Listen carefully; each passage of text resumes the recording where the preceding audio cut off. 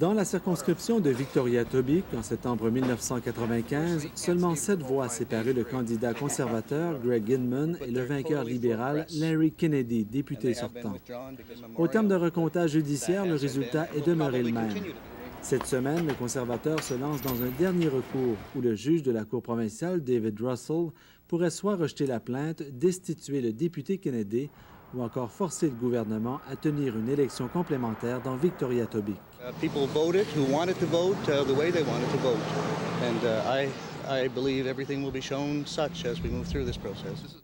À la première journée d'audience, la directrice des élections du Nouveau-Brunswick, Barbara Landry, a soutenu que des difficultés avaient été signalées le jour des élections à la réserve indienne de Tobique. Certains électeurs s'étaient présentés au mauvais bureau de scrutin parce qu'ils ne connaissaient pas les limites du territoire. La directrice des élections a aussi décrit en détail le processus électoral et comme cette responsable de tous les bureaux de vote de Victoria-Tobique, elle a parlé de la préparation et de la formation que reçoivent les scrutateurs avant la tenue du vote. Les audiences entamées aujourd'hui s'annoncent très longues. Les avocats du conservateur défait, Greg Inman, prévoient faire comparaître plus de 90 témoins d'ici la fin des procédures. Parmi eux, des employés du bureau des élections du Nouveau-Brunswick, des responsables de bureaux de scrutin et des électeurs de Victoria-Tobique. Francis Saunier, Upper Andover.